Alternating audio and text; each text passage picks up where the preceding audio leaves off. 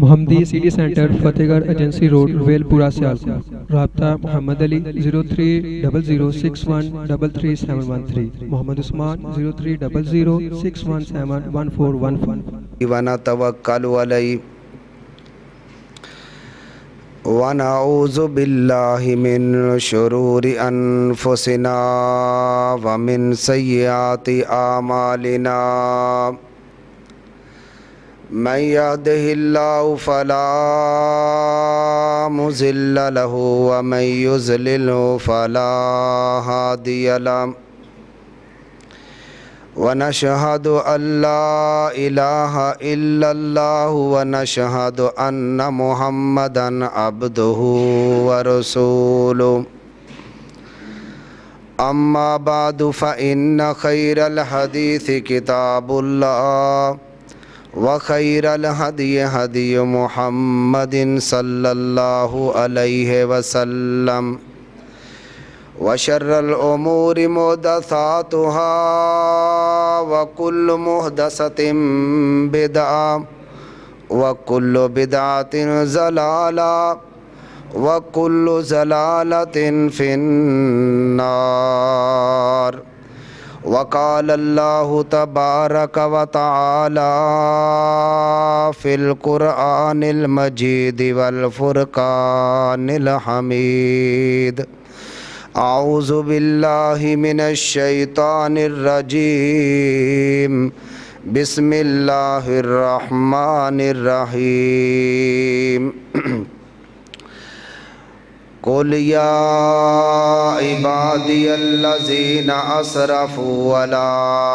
أنفسهم لا تقنطوا من رحمة الله إن الله يغفر الذنوب جميعا إنه هو الغفور الرحيم صدق الله العظيم وصدق رسوله النبي الكريم نحن على ذلك من الشاهدين والشاكرين والحمد لله رب العالمين۔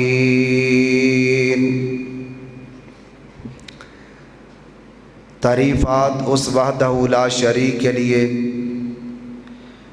جس کی ذات اور صفات کے اندر اس کا کوئی ساجی اور ثانی نہیں ہے، جس کا نہ تو کوئی یوم ولادت ہے اور نہ ہی کوئی یوم وفات ہے۔ لاکھوں کروڑوں درود و سلام اس ہستی اقدس و مقدس پر جن کا نام نامی اسم گرامی محمد اکرم صلی اللہ علیہ وآلہ وسلم ہے، جن کو اللہ تعالیٰ نے رحمت کائنات بنا کر بھیجا اور جن کے ذریعے اہل کائنات کی ہدایت اور رہنمائی کا بندوبست فرمایا۔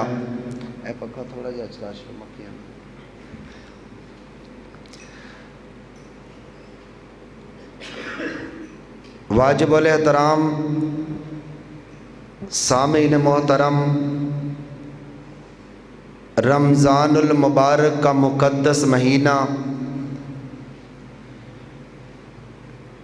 جس کے آخری ایام گزر رہے ہیں، آج کا خطبہ جمعۃ الوداع کے موقع پر ہے۔ دعا فرمائیں کہ اللہ تعالی رمضان المبارک کی ہم سب کی عبادات کو، صدقات و خیرات کو اور ہماری کوششوں اور ہماری محنتوں کو اپنی رحمت سے قبول و منظور فرمائے، اور اس سے بڑھ کر کہ اللہ تعالیٰ اپنی رحمت کے ذریعہ سے ہمارے گناہ معاف فرما کے اللہ تعالیٰ ہم سب کی بخشش فرمائے۔ حضرات گرامی، آپ کے سامنے میں نے سورہ زمر جو کہ 24ویں پارے کے اندر ہے اس کی ایک آیہ مبارکہ کی تلاوت کی ہے۔ یہ وہ آیت ہے جس آیت کے بارے میں رسول مکرم سرور کائنات حضرت محمد الرسول اللہ صلی اللہ علیہ وسلم نے یہ ارشاد فرمایا کہ مجھے جتنی خوشی اس ایک آیت کی ہے، اس سے بڑھ کر دنیا کی کسی اور چیز کی اتنی خوشی نہیں جتنی اس آیت کی خوشی ہے۔ اس آیت کو رفیع صاحب پہلے ٹھیک سی کی دارے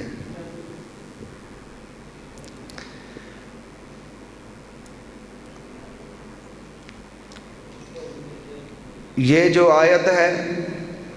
اس کے بارے میں حضرت عبداللہ ابن مسعود رضی اللہ تعالی عنہ بیان کرتے ہیں کہ ہم سب کو سب سے زیادہ جس آیہ مبارکہ کی خوشی ہے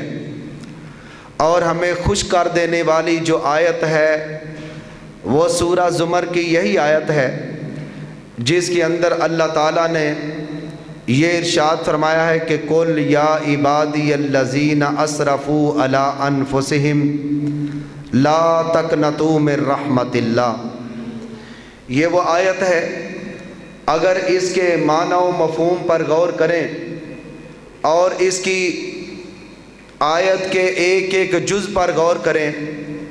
تو اس کے اندر اللہ تعالیٰ کی رحمتوں کے دریا بہہ رہے ہیں، اور اللہ تعالیٰ کی رحمت کے انبار اور ڈھیر لگے ہوئے ہیں۔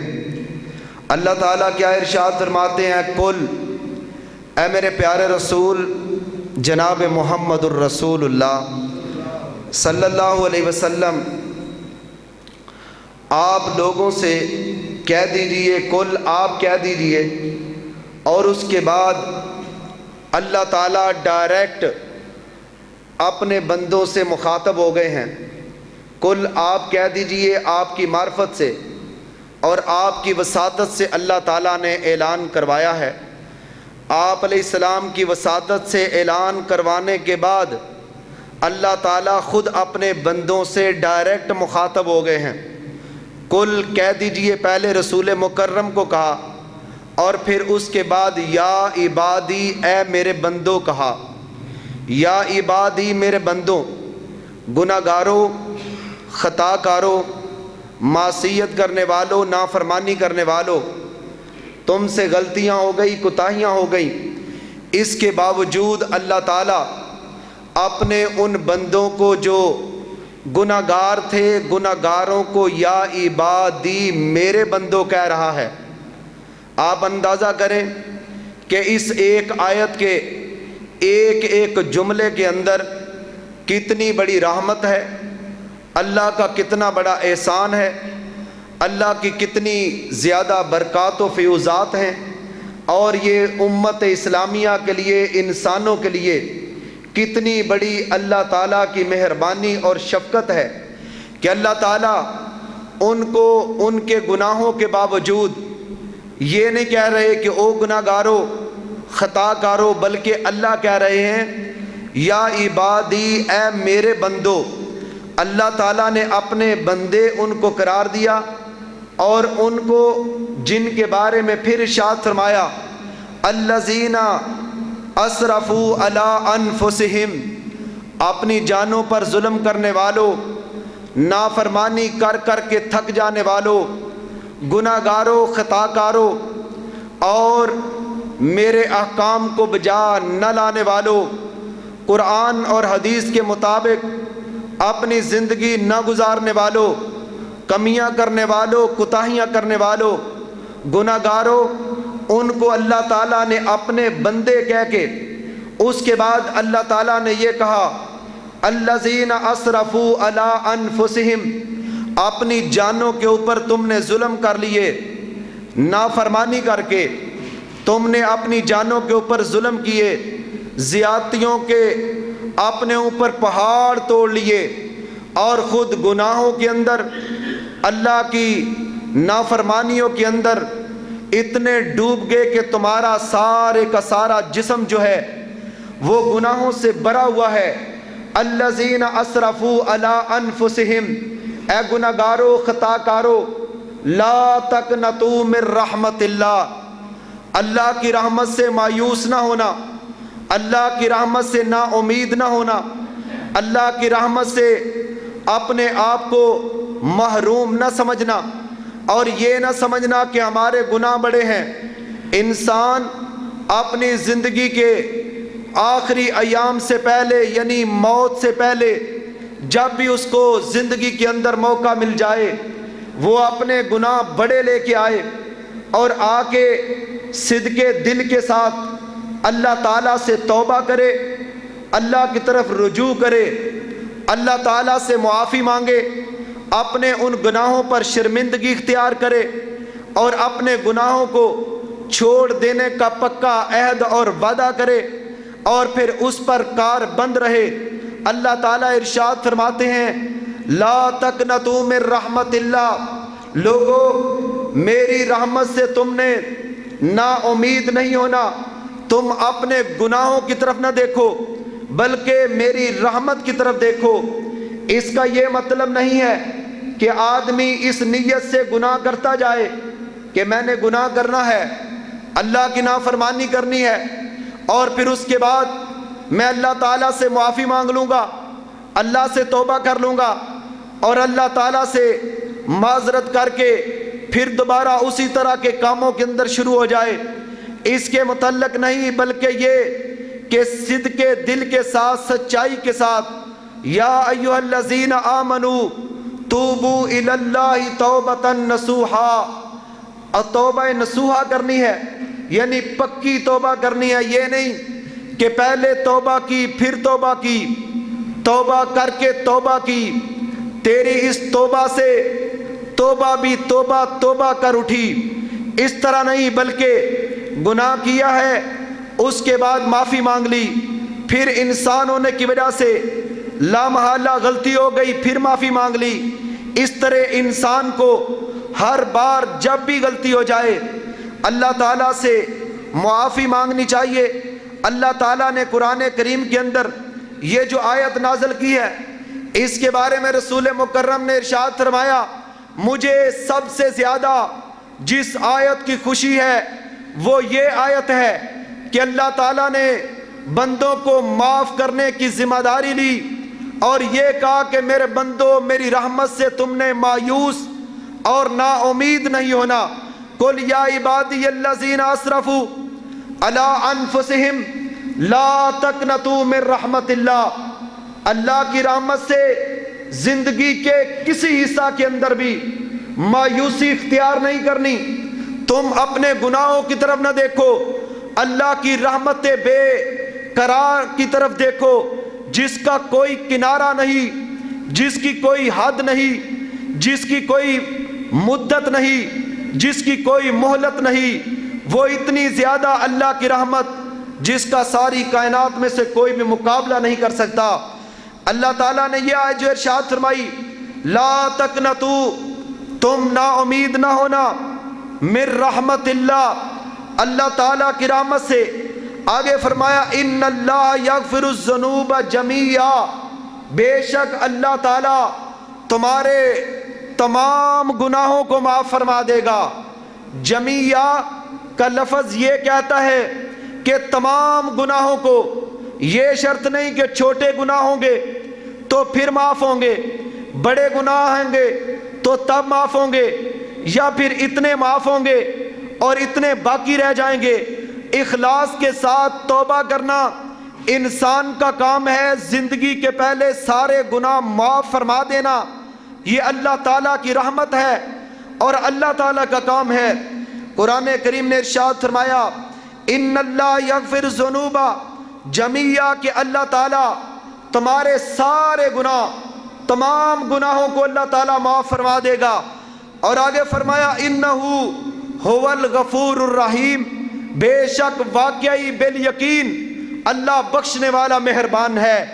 قل یا عبادی الذین اسرفوا علی انفسہم لا تقنطوا من رحمت اللہ، لوگو اللہ تعالیٰ کی رحمت سے مایوس نہ ہونا۔ ان اللہ یغفر الذنوب جمیعا، بے شک اللہ تمہارے تمام گناہوں کو معاف کر سکتا ہے اور کر دیتا ہے۔ جب کوئی اخلاص کے ساتھ اللہ سے مغفرت، توبہ اور اللہ کی طرف رجوع کرتا ہے اور کہتا ہے کہ اللہ کریم مجھ سے غلطی ہوئی، اس کے بعد اللہ سے معافی مانگ لی، تو اللہ تعالیٰ اس کی زندگی کے پہلے سارے گناہوں کو معاف فرما دیتے ہیں۔ اس میں حقوق العباد کا مسئلہ یہ ہے، جو بندوں کے حقوق ہیں اس کی معذرت اور تلافی بندوں سے کروانی ہے۔ اللہ تعالیٰ اگر چاہے تو معاف کر دے، کیونکہ اس کے متبادل اللہ قیامت کے دن جو لوگ جن کے حقوق کسی کے ذمہ ہوں گے وہ لوگ آئیں گے، کوئی کہے گا زارا بہازا، کوئی کہے گا شاتا مہازا، کوئی کہے گا اکل مال ہازا، اللہ کریم اس نے مجھ کو مارا، گالی دی، اس طرح سارے لوگ آئیں گے تو آ کے مطالبہ کریں گے، تو اللہ تعالیٰ اس آدمی کی نیکیاں ان کو دیتے جائیں گے، اور پھر بعد میں ایسا بھی ہوگا کہ اس کے گناہ ان کے اوپر ڈال دیے جائیں گے، ان کے گناہ اس کے اوپر ڈال کے طورھا فی النار، اس نماز پڑھنے والے، روزہ رکھنے والے اور لوگوں کے اوپر ظلم کرنے والے، ہاتھ اور زبان سے تکلیف دینے والے، گالیاں دینے والے اور کسی کے ظلماً مال کو ہڑپ کر جانے والے، اس کو اللہ تعالیٰ اس کے اوپر ان کے گناہ ڈال کے طورھا فی النار اس کو جہنم کے اندر ڈال دیں گے۔ لیکن یاد رکھیے، اگر کوئی بندہ استغفار کرتا ہے، اگر توبہ کرتا ہے، پہلے تو حق یہ ہے کہ جن کے ساتھ زیادتی ہوئی ہے ان سے معذرت کرے، اگر نہیں کر سکا، زندگی کے اندر مہلت نہیں ملی، تو وہ استغفار کرتا رہے، توبہ کرتا رہے، معذرت اللہ تعالیٰ سے کرتا رہے، اللہ تعالیٰ سے معافی مانگتا رہے۔ قیامت کے دن جب اس کا نامہ اعمال کھلے گا، اس کے اندر اگر استغفار کی کثرت ہوگی تو اس کے پاس اگر نیکیاں کم ہوں گی تو اللہ تعالیٰ اپنے پاس سے اس کے جو حق لینے والے ہیں ان کو دے کر اس کو آزاد کر کے استغفار کی برکت سے اللہ تعالیٰ اس کو جنت عطا کر دے گا۔ میرے بھائیو، اللہ تعالیٰ نے قرآن کریم کے اندر یہ ارشاد فرمایا، قل یا عبادی الذین اسرفوا علی انفسہم لا تقنطوا من رحمت اللہ ان اللہ یغفر الذنوب جمیعا، اللہ تمہارے تمام گناہ جمیعا، سارے گناہ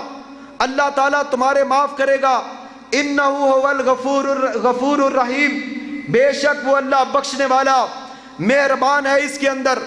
اللہ تعالیٰ نے یہ بیان فرمایا، اور اس کے بعد آپ حضرات کو اس بات کا علم ہے، سب سے پہلے انسان جو ہے وہ خطا کرنے والا ہے، نسیان کا اور خطا کا پتلا ہے، بھول جاتا ہے، گناہ کر لیتا ہے، دانستہ نہ دانستہ، چاہنے کے باوجود نہ چاہنے کے باوجود، اس سے کمیاں ہو جاتی ہیں، کوتاہیاں ہو جاتی ہیں۔ تو لیکن اللہ کے نبی نے ارشاد فرمایا تھا کہ ابن آدم، حضرت آدم علیہ السلام کی ساری اولاد گناہ گار ہے، صرف انبیاء کرام ایسے ہوتے ہیں جو معصوم ہوتے ہیں۔ انبیاء کرام کی یہ خوبی ہے، اور ان کو اللہ تعالیٰ نے یہ خاص کرم کے ساتھ محفوظ رکھا ہوا ہوتا ہے۔ پیغمبروں کے گناہ، اور وہ گناہ گار نہیں ہوتے، وہ معصوم ہوتے ہیں، لیکن باقی جتنے حضرت آدم علیہ السلام کی اولاد ہے، حضرت آدم علیہ السلام کے بیٹوں، وہ سارے کے سارے اللہ کے نبی نے فرمایا کہ ابن آدم جو ہیں وہ سارے کے سارے گناہ گار ہیں، لیکن سب سے بہترین گناہ گار وہ لوگ ہیں کہ جب ان سے غلطی ہو جائے، جب ان سے گناہ ہو جائے تو پھر اپنے گناہ کے اوپر ڈٹ نہیں جاتے، اڑ نہیں جاتے، بلکہ شرمندہ ہو کے فوری طور پر توبہ قبول کر لیتے ہیں۔ اللہ کے نبی نے ارشاد فرمایا، وہ بہترین ایسے لوگ ہیں کہ جن سے گناہ ہوئے اور گناہ ہونے کے بعد انہوں نے اپنے گناہوں سے اپنے رب سے معافی مانگ لی، اور اللہ تعالیٰ نے ان کی توبہ کو قبول کر کے ان کو معاف کر دیا۔ میرے بھائیوں، اس لحاظ سے بھی ابن آدم سارے کے سارے خطا کار ہیں، گناہ گار ہیں، لا محالہ، غیر ارادی طور پر، لا شعوری طور پر، نہ چاہنے کے باوجود۔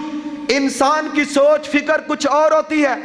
ذہن کچھ اور ہوتا ہے، پروگرام کچھ اور ہوتا ہے، لیکن حالات اس پروگرام کو بدل دیتے ہیں، پھر اس سے غلطی ہو جاتی ہے۔ تو اللہ کے نبی نے یہ ارشاد فرمایا کہ ابن آدم، حضرت آدم کے سارے بیٹے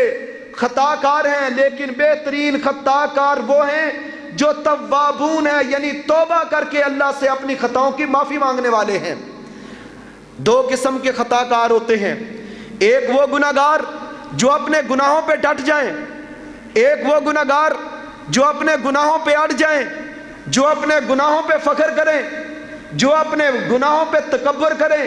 اور لوگوں کے اندر جا کے اپنے گناہ اور اپنی نافرمانیوں کو تکبر اور غرور سے بیان کریں۔ ایک وہ لوگ ہیں اور دوسرے وہ لوگ ہیں، ادھر خطا ہوئی ادھر شرمندگی اور ندامت نے ان کے ذہن کے اوپر ڈیرے ڈال دیے اور اپنے دل کے اندر جی کے اندر ہی وہ مرتے جاتے ہیں کہ ہم نے یہ گناہ کیا ہے، فوری طور پر اٹھتے ہیں اور اللہ کے دربار میں آ کے کہتے ہیں مولا غلطی ہو گئی۔ اللہ کہتا ہے تیرے مانگنے کے اندر دیر ہے، میرے معاف کرنے کے اندر دیر نہیں ہے۔ اللہ تعالیٰ فوری طور پر رحیم و کریم اللہ، غفار اور غفور اللہ، بخشنے والا مہربان اللہ، اپنے ان بندوں کے ان اللہ یغفر الذنوب جمیعا، اللہ سارے گناہوں کو معاف فرما دیتا ہے، انہ هو الغفور الرحیم، کیونکہ وہ بخشنے والا مہربان ہے۔ یہ قرآن کریم کی آیت ہے۔ آپ اندازہ کریں حضرت آدم علیہ السلام وہ انسانیت کے مور سے اعلیٰ ہیں، وہ انسانیت کے والد ہیں، ہمارے باپ ابو البشر حضرت آدم علیہ السلام اللہ کے نیک بندے بھی، اللہ کے برگزیدہ رسول بھی، اور ساری کائنات کے انسانوں کے والد محترم اور باپ بھی۔ حضرت آدم وہ جنت کے اندر تھے، لیکن شیطان نے ان کو ورگلا دیا اور ان کو پھسلا دیا۔ اللہ نے کہا کہ آپ نے اس درخت کے قریب نہیں جانا۔ حضرت آدم علیہ السلام سے اللہ کے اس حکم کی عدولی ہو گئی۔ جب وہ غلطی ہو گئی تو فوری طور پر حضرت آدم اپنی اس غلطی پہ ڈٹے نہیں، اپنی غلطی پہ اڑے نہیں، اپنی غلطی پہ تکبر نہیں کیا، اپنی غلطی پہ اترائے نہیں، اور پھر یہ نہیں کہا اب غلطی ہو گئی ہے اب میں نے اسی پہ قائم رہنا ہے، بلکہ حضرت آدم نے اسی وقت اپنے ہاتھوں کو اٹھایا۔ حضرت آدم اور ہماری والدہ حضرت حوا نے دونوں نے ہاتھوں کو اٹھا کے کہا ربنا ظلمنا انفسنا وَإِن لَّمْ تَغْفِرْ لَنَا وَتَرْحَمْنَا لَنَكُونَنَّ مِنَ الْخَاسِرِينَ۔ ربنا ظلمنا انفسنا، اے ہمارے معبود ہم سے غلطی ہوئی ہے، ہم سے کوتاہی ہوئی ہے، ہم سے کمی ہوئی ہے، ہم نے تیرے حکم کی عدولی کی ہے، اس وجہ سے ربنا ظلمنا انفسنا وَإِن لَّمْ تَغْفِرْ لَنَا، اللہ ہم نے ظلم کیا اور اگر تو نے ہم کو معاف نہ کیا تو ہم خسارہ پانے والوں میں سے ہو جائیں گے۔ اللہ کے نبی کا یہ عاجزانہ اور گڑ گڑا کے اللہ کے سامنے آرزو کرنا تھا کہ اللہ تعالیٰ نے اپنے پیغمبر کو خوشخبری سنا دی اور کہا ہم نے تمہاری کوتاہی کو معاف فرما دیا ہے۔ اللہ تعالیٰ نے حضرت آدم کی اس کوتاہی کو معاف کیا۔ لوگوں یاد رکھو، استغفار کرنے کے، توبہ کرنے کے اور پکی اللہ کی طرف رجوع کرنے کے بہت زیادہ فوائد ہیں، دنیا کے اندر بھی اور آخرت کے اندر بھی اس کے بہت زیادہ فوائد ہوں گے کہ لوگوں دنیا کے اندر بھی تمہیں دولت ملے گی اور قیامت کے دن بھی اللہ تعالیٰ کی رحمت اور اللہ تعالیٰ کی مغفرت اور اللہ تعالیٰ کی جنت اور اللہ تعالیٰ کی بخشش تمہیں ملے گی۔ وہ کن کو ملے گی؟ وہ لوگ جو استغفار کرنے والے، وہ لوگ جو توبہ کرنے والے۔ ان کے بارے میں اللہ تعالیٰ نے اس طرح بیان فرمایا کہ حضرت نوح علیہ السلام جو اللہ کے پیغمبر برگزیدہ رسول تھے، جنہوں نے 950 سال لوگوں کو واعظ کیا، اللہ کی طرف لوگوں کو بلایا اور کہا کہ لوگوں نے انکار کر دیا اور وہ لوگ ان کے ساتھ نہ چلے، تو اللہ کے نبی کی وہ ساری تبلیغ کا نقشہ اللہ نے قرآن کریم کے اندر کھینچا ہوا ہے۔ وَقَالَ قَالَ رَبِّ إِنِّي دَعَوْتُ قَوْمِي لَيْلًا وَنَهَارًا، اللہ کریم میں نے اپنی قوم کو دن رات پکارا، بڑی بات کی، بڑے لوگوں کو بلایا لیکن لوگ نہ آئے، تو اللہ کے نبی کیا کہتے ہیں؟ لوگوں اب تمہارا کام یہ ہے کہ تم اپنے گناہوں کی اللہ سے معافی مانگو۔ کیا جب معافی مانگو گے تو کیا ملے گا کہ اللہ تعالیٰ تمہیں معاف فرما دے گا۔ اللہ نے ارشاد فرمایا، کہا قُلْتُ اسْتَغْفِرُوا رَبَّكُمْ إِنَّهُ كَانَ غَفَّارًا، لوگو اللہ سے معافی مانگو، توبہ کرو، اپنے گناہوں کی معذرت کرو، اللہ کی طرف رجوع کرو، اللہ کو مناؤ، اللہ کے دیوارے پہ آؤ، اللہ کے دربار میں آ کے گڑ گڑاؤ۔ فَقُلْتُ اسْتَغْفِرُوا رَبَّكُمْ إِنَّهُ كَانَ غَفَّارًا، بے شک تمہارا اللہ بڑا بخشنے والا انتہائی مہربان ہے۔ اور جب تم یہ تو قیامت کے دن ہوگا نا، تو دنیا کے اندر استغفار کرنے والوں، اللہ کی طرف سے انسان جب استغفار کرتا ہے، توبہ کرتا ہے، کثرت کے ساتھ استغفر اللہ پڑھتا ہے، کثرت کے ساتھ ربنا ظلمنا انفسنا پڑھتا ہے، کثرت کے ساتھ اللہ تعالیٰ سے کہتا ہے اللہ مجھے معاف کر دو، تو اللہ تعالیٰ اس کے بدلہ کے اندر اس بندے کو کیا دیں گے؟ یرسل السماء علیکم مدرارا۔ استغفار کرنے والوں، گناہوں کی معافی مانگنے والوں، اللہ کو منانے والوں، اللہ کے دیوارے پہ آ کے جھک کے اپنے گناہوں کی معذرت کرنے والوں، آؤ اللہ کا پیغام سن لو۔ اللہ تعالیٰ کہتے ہیں یرسل السماء علیکم مدرارا، تم استغفار کرو گے، گناہوں کی معافی مانگو گے، مجھ سے طلب کرو گے اور کہو گے کہ اللہ غلطی ہو گئی ہے، تو پھر تم مجھ سے جب مانگو گے اس کے بدلے میں کیا کروں گا؟ یرسل السماء علیکم مدرارا، کہ میں تمہارے اوپر موسلا دار نفع والی بارش اتاروں گا، موسلا دار مسلسل نفع والی فائدے والی اللہ تعالیٰ بارش اتاریں گے۔ اور اس کے بعد کیا ہوگا؟ اللہ فرماتے ہیں وَيُمْدِدْكُمْ بِأَمْوَالٍ وَبَنِينَ، ہم تمہیں مال بھی دیں گے اور تمہیں اولاد بھی دیں گے، وَيَجْعَلْ لَكُمْ جَنَّاتٍ، اور تمہارے لیے باغات بنائیں گے، وَيَجْعَلْ لَكُمْ أَنْهَارًا، اور تمہارے لیے نہروں کو تیار کریں گے۔ یعنی اللہ تعالیٰ بارش بھی عطا کرے گا، اللہ تعالیٰ اولاد بھی عطا کرے گا، اللہ تعالیٰ آپ حضرات کو نہریں بھی دے گا، اللہ تعالیٰ تمہیں باغات بھی عطا کرے گا، اور اللہ تعالیٰ تمہیں بہترین اپنی بخشش بھی عطا فرمائے گا۔ یہ 5 چیزیں ان کو ملیں گی جو استغفار کرنے والے، جو معذرت کرنے والے ہیں۔ اور معذرت کرنا، استغفار کرنے کے لیے، توبہ کے لیے حضرات گرامی یہ بات ضروری ہے کہ آدمی پہلے اپنی غلطی کا اعتراف تو کرے، اپنی غلطی کا احساس تو کرے، یہ تسلیم تو کرے کہ میں نے غلطی کی ہے۔ جب کوئی بندہ اپنی غلطی کو، اپنے جرم کو، اپنے گناہ کو اور اپنی معصیت و نافرمانی کو جب کوئی آدمی تسلیم کر لیتا ہے اور تسلیم کر کے ندامت و شرمندگی کے ساتھ اپنے اللہ تعالیٰ سے معافی مانگتا ہے، تو اللہ کے نبی صلی اللہ علیہ وسلم نے ارشاد فرمایا، صحیح بخاری شریف کے اندر یہ حدیث موجود ہے، ان العبد، جب کوئی بندہ اذا اعترف،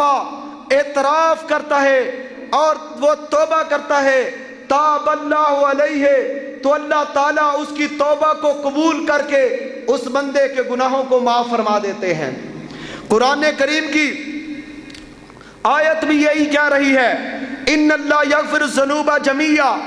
اور اللہ کے نبی بھی ارشاد فرماتے ہیں، ان العبد اذا اعترف ثم تاب تاب اللہ علیہ، ان العبد اذا اعترف ثم تاب تاب اللہ علیہ، کہ جب بندہ اپنے گناہ کا اعتراف کر لے، شرمندگی اور ندامت اختیار کر لے اور اللہ کے دیوارے پہ آ کے جھک کے کہے مولا کریم مجھ سے غلطی ہو گئی،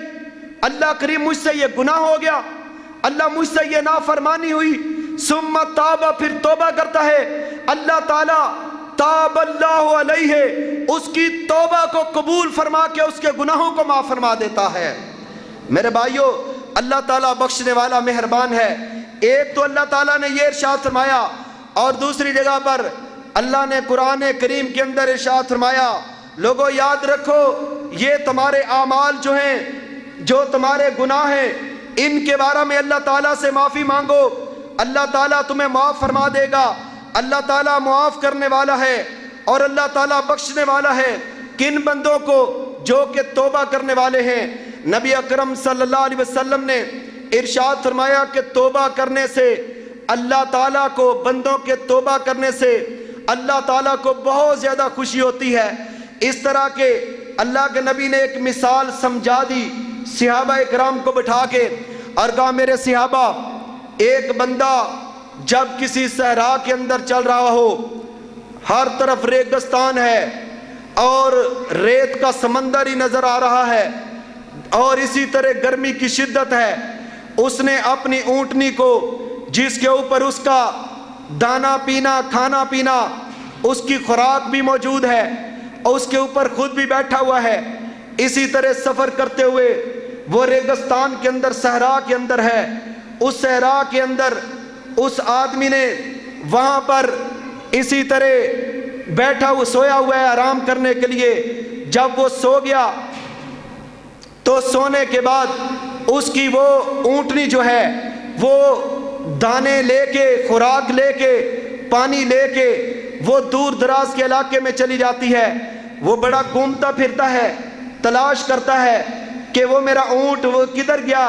میں اس کو تلاش کر کے لاتا ہوں۔ وہ ہلکان ہوئے پھرتا ہے، وہ جانتا تھا کہ اتنا لمبا سفر ہے کہ جس لمبے سفر کے اندر نہ تو میرے پاس خوراک ہے اور نہ میں سفر کر سکتا ہوں، اس کو اپنی موت نظر آ رہی تھی۔ اس حالت اور کیفیت کے اندر وہ ہلکان ہو کے پھر رہا ہے، کبھی دائیں جاتا ہے، کبھی بائیں جاتا ہے، کبھی ادھر گیا، کبھی ادھر گیا، وہ سارے علاقے کے اندر پھرتا رہتا ہے کہ میرا وہ جانور، میرا وہ اونٹ مجھے مل جائے جس کے اوپر میرا پانی بھی ہے، جس کے اوپر میری خوراک بھی ہے اور میں نے اس کے اوپر سفر کرنا ہے۔ نہ سواری مل رہی ہے، نہ اس کا ساز و سامان مل رہا ہے۔ اسی حالت کے اندر وہ گھومتا پھرتا ہلکان ہوا، انتہائی تھک جاتا ہے، تھک تھک کے ایک جگہ پر وہ تھکاوٹ کی وجہ سے سو جاتا ہے۔ پہلے مایوس تھا، آوازیں بڑی دے رہا تھا، کوئی اس کی آواز بھی نہ سن رہا تھا اور کہہ رہا تھا میری اونٹنی کہاں گئی، میرا یہ جانور کہاں گیا۔ اس کو بار بار تلاش کرنے کے باوجود جب وہ اونٹ اس کو نہیں ملتا، وہ تھک کر ایک جگہ پر سو جاتا ہے۔ جب وہ سو گیا تو سونے کے بعد تھوڑی دیر کے بعد وہ اٹھا۔ جب وہ اٹھا تو اچانک کیا دیکھتا ہے کہ اس کے پاس اس کا اونٹ موجود ہے اور اس اونٹ کے اوپر اس کی ساری خوراک بھی موجود ہے، ساز و سامان بھی موجود ہے۔ فوری طور پر جب اس نے اونٹ کو دیکھا تو فوری طور پر اللہ تعالیٰ کے بارے میں کہتا ہے، اللہ انت عبدی وانا، اللہ تو میرا بندہ ہے اور میں تیرا اللہ ہوں۔ جب اس نے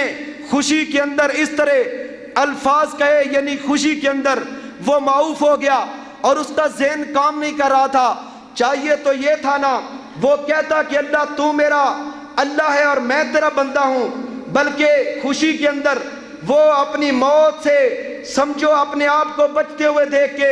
اپنی خوراک اور اپنی سواری کو دیکھ کے کہتا ہے اللہ تو میرا بندہ ہے اور میں تیرا اللہ ہوں۔ اللہ کے نبی صلی اللہ علیہ وسلم نے پوچھا کہ بتاؤ صحابہ اس کی خوشی کا اندازہ تمہیں ہوا ہے؟ صحابہ کرام کہتے ہیں ہاں اللہ کے نبی ہمیں خوشی کا اندازہ ہوا ہے، کیونکہ وہ صحراؤں کا سفر کیا کرتے تھے،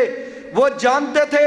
کہ جب سواری گم ہو تو کتنی تکلیف ہوتی ہے اور کتنی پریشانی ہوتی ہے۔ وہ جانتے ہیں اللہ کے نبی ہاں ہم نے اندازہ کر لیا کہ اس کو کتنی خوشی ہوئی۔ اللہ کے نبی نے ارشاد فرمایا کہ لوگوں یاد رکھو جب میری امت کا کوئی گناہگار، کوئی خطا کار، اللہ کا نافرمان، کوئی ہنجار، کوئی شراب پینے والا، کوئی جوا کھیلنے والا، کوئی برے کام کرنے والا، جب وہ آ کے اپنے گناہوں کی سچے دل سے توبہ کر کے معافی مانگ کے اللہ کے سامنے کھڑا ہو جاتا ہے اور کہتا ہے اللہ تعالیٰ مجھے معاف کر دے، تو آسمان والے اللہ کو اس بندے سے زیادہ خوشی ہوتی ہے جس بندے نے یہ کہا تھا کہ اللہ تو میرا بندہ ہے اور میں تیرا اللہ ہوں۔ جتنی اس کو خوشی ہوتی ہے اس سے زیادہ اللہ تعالیٰ بندے کی توبہ کرنے کی وجہ سے بندے کے اوپر اللہ تعالیٰ خوش ہوتا ہے۔ میرے بھائیوں اس لیے اس کے اندر دیر نہیں کرنی چاہیے، اس کے اندر دیر نہیں کرنی چاہیے۔ پتہ نہیں یہ جو سانس ہیں دوبارہ آنے ہیں یا نہیں آنے، دوبارہ موقع ملنا ہے یا نہیں ملنا، میں نے یہاں سے اترنا ہے یا نہیں اترنا، آپ نے یہاں سے اٹھنا ہے یا نہیں اٹھنا۔ آپ جب صدق کے دل سے اللہ تعالیٰ سے معافی مانگیں گے تو اللہ تعالیٰ تمہارے گناہوں کو معاف فرما دیں گے، اور معاف کرنے کا اللہ کا اصول بھی بڑا زبردست ہے۔ اللہ تعالیٰ صرف یہ نہیں کرتے کہ آدمی جب گناہ کرتا ہے تو اس کے گناہ کو معاف ہی کرتے ہیں۔ اللہ کہتے ہیں من تابا وعمل عملا صالحا، کہ جس آدمی نے توبہ کی اور پھر اس کے بعد نیک اعمال کیے، اللہ تعالیٰ اس کے گناہوں کو نیکیوں کے اندر تبدیل کر دیتا ہے۔ یعنی کیا مطلب؟ یبدل اللہ، اللہ تعالیٰ بدل دیتا ہے ان کے گناہوں کو حسناتی، نیکیوں کے اندر تبدیل کر دیتا ہے۔ کیا مطلب؟ اللہ تعالیٰ توبہ کرنے والوں کو صرف ان کے گناہ ہی معاف نہیں کرتا، بلکہ ان کے جو گناہ ہیں اللہ تعالیٰ قرآن کی روح سے، قرآن کے اندر یہ آیت موجود ہے، اللہ تعالیٰ ان کے گناہوں کو نیکیوں کے اندر تبدیل کر کے اپنے بندوں کو جنت عطا کر دیتا ہے۔ نبی مکرم صلی اللہ علیہ وسلم نے ارشاد فرمایا، اللہ کے نبی نے کہا ابن آدم قیامت کے دن آئے گا، آ کے اللہ تعالیٰ کے سامنے کھڑا ہوگا، اللہ کہیں گے تو نے اپنے گناہوں کی معذرت کیوں نہیں کی تھی، مجھ سے معافی کیوں نہیں مانگی تھی؟ وہ کہے گا اللہ میرے بڑے گناہ تھے، میری خطائیں اتنی زیادہ تھیں کہ مجھے شرم آتی تھی کہ میں اللہ تعالیٰ سے کس منہ کے ساتھ معافی مانگوں، توبہ کروں۔ اللہ کہیں گے کہ تو نے اپنی غلطیوں اور کوتاہیوں کی طرف تو دیکھ لیا تھا، میری رحمت کے خزانوں کی طرف کیوں نہیں دیکھا تھا؟ تو اپنی طرف تو دیکھتا تھا، میں غفور الرحیم کی طرف کیوں نہیں دیکھا تھا؟ اور پھر اللہ کہیں گے اے ابن آدم، اگر تیرے گناہ زمین سے لے کر آسمان کے کناروں تک ہوتے، زمین سے لے کر، آپ اندازہ کریں یہ کتنی بڑی فضا ہے، زمین و آسمان کے اندر کتنی بڑی وسعت ہے، زمین و آسمان کے اندر کتنا بڑا خلا ہے اور کتنی یہ جگہ خالی ہے۔ اللہ کہیں گے کہ اگر تیرے گناہ زمین سے لے کر آسمان کے کناروں تک ہوتے تو مجھ سے معافی مانگتا، مجھے رب ہونے کی قسم میں تیرے سارے گناہوں کو معاف فرما دیتا۔ اللہ کے نبی صلی اللہ علیہ وسلم نے ارشاد فرمایا، نبی صلی اللہ علیہ وسلم نے بنی اسرائیل کے ایک آدمی کا واقعہ بیان فرما دیا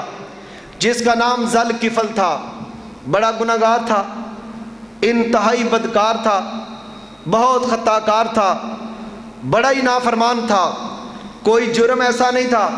جو ذل کفل نہ کیا کرتا تھا۔ اسی طرح ایک مرتبہ اس کے پاس ایک خاتون جو کہ مجبور اور بے بس تھی، جس کے بچے چھوٹے چھوٹے اور وہ بھوکے پیاسے اور نان و نفقے کا انتظام نہیں، بے بسی کے عالم کے اندر، غربت اور فاقہ کشی کی حالت کے اندر وہ خاتون اس کے پاس پہنچی اور کہا ذل کفل میرے اوپر رحم کرو، میرے چھوٹے چھوٹے بچے ہیں اس لیے وہ فاقوں کے اندر ہیں، تم مجھے کچھ پیسے ادھار دو، میں تمہیں لٹا دوں گی اس وجہ سے تاکہ میں ان کی خوراک کا انتظام کر سکوں۔ مجبور آدمی، بے بس آدمی، بھوکا آدمی، کلاش آدمی، مفلس آدمی، مجبوری کے اندر لوگ بڑے مسائل کے اندر الجھ جاتے ہیں۔ آپ دعا کیا کریں اللہ تعالیٰ زندگی کے اندر ہم میں سے کسی کو کسی بندے کا محتاج نہ بنائے اور نہ ہمیں اللہ تعالیٰ مفلسی اور اس طرح کی زندگی سے دو چار کرے جو ہمارے ایمان کے لیے بھی خطرہ بن جائے۔ ہر وقت لوگوں غنیمت سمجھا کرو۔ اللہ کے نبی نے ارشاد فرمایا تھا اپنی 5 چیزوں کو 5 چیزوں سے پہلے غنیمت سمجھو، اپنی تندرستی کو اپنی بیماری سے پہلے غنیمت سمجھو، اور اپنی جوانی کو اپنے بڑھاپے سے پہلے غنیمت سمجھو، اور اپنی فراغت کو اپنی مشغولیت سے پہلے غنیمت سمجھو، اور اپنی امیری کو، اپنی دولت کو اپنی کلاشی اور مفلسی اور غربت سے پہلے غنیمت سمجھو، اور اپنی زندگی کو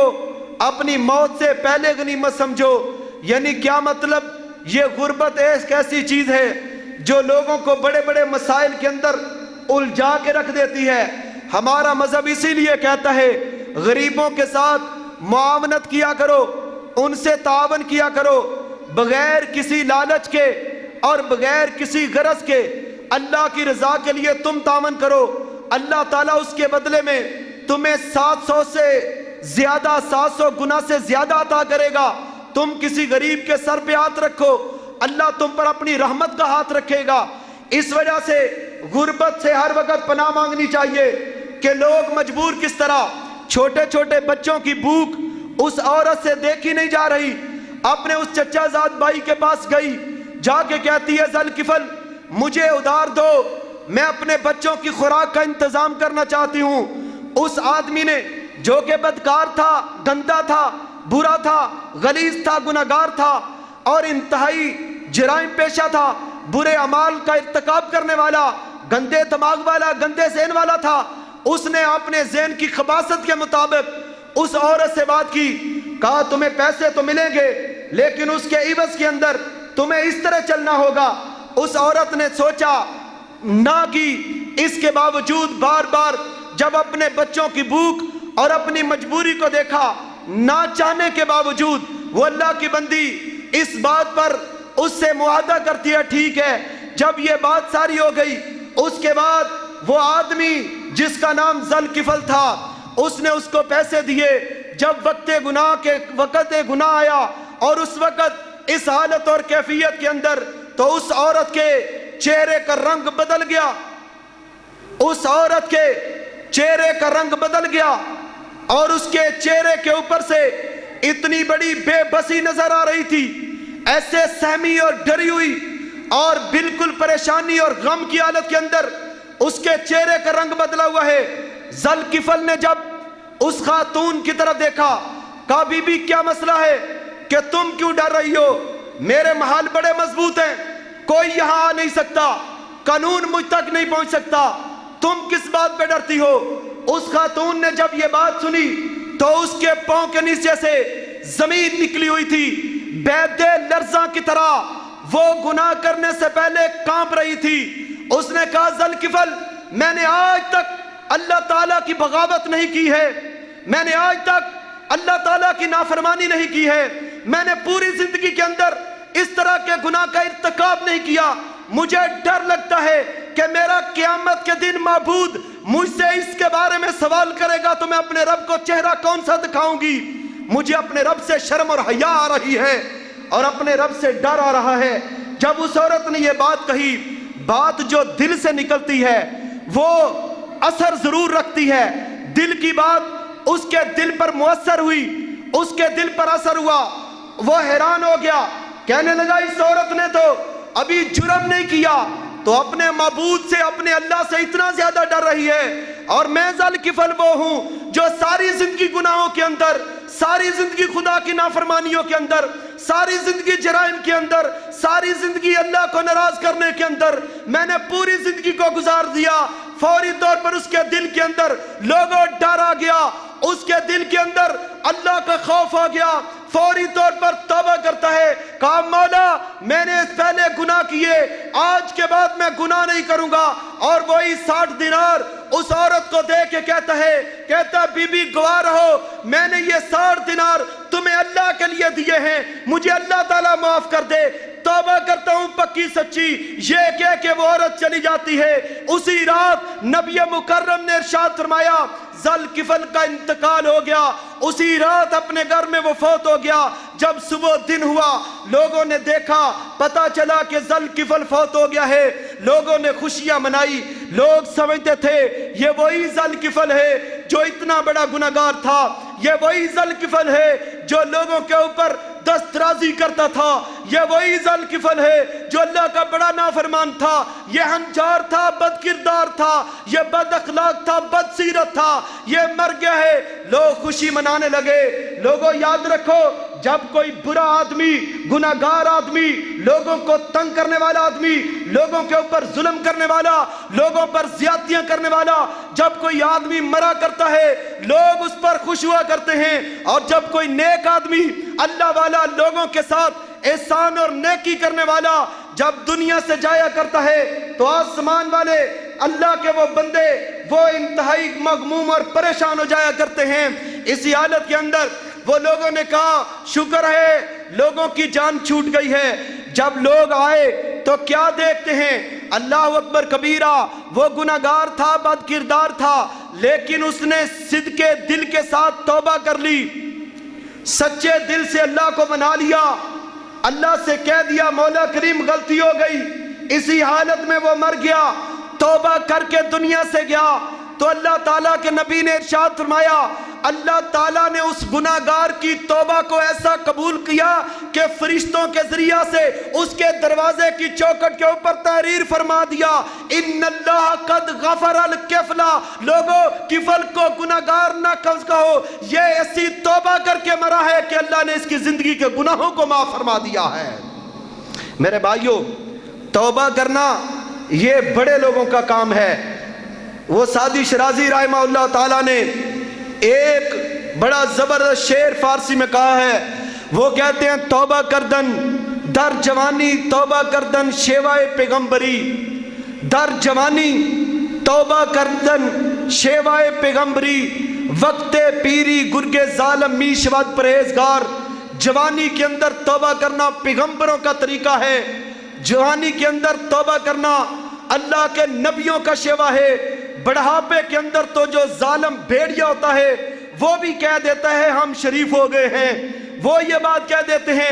اب جب ظلم کرنے کے قابل نہیں رہا، جب گناہ کرنے کے قابل نہیں رہا تو پھر کہتا ہے کہ میں پرہیزگار ہو گیا۔ لیکن وہ تو سعدی نے کہا، لیکن اللہ تعالیٰ کیا کہتے ہیں یا عبادی الذین اسرفوا علی انفسہم لا تقنطوا من رحمت اللہ ان اللہ یغفر الذنوب جميعا انہ هو الغفور الرحیم۔ اللہ کہتے ہیں جوانی کے اندر توبہ نہیں کر سکا تو چلو کوئی بات نہیں، تو اپنی زندگی کے پیرانہ سالی کو لے کے، اپنے بڑھاپے کو لے کے، اپنی کمزوری کو لے کے، اپنی غربت کو لے کے، اپنی آخری عمر کو لے کے میرے دیوارے پہ آ گیا ہے، ساری زندگی ظلم کرتا رہا، ساری زندگی نماز نہ پڑھتا رہا، ساری زندگی روزے نہ رکھتا رہا، ساری زندگی گناہ کرتا رہا، لیکن آج دل کے اندر یہ تڑپ پیدا ہو گئی اللہ میں نے غلط کیا ہے، اللہ مجھ سے گناہ ہوا ہے، آ کے مسجد کے اندر اپنے سر کو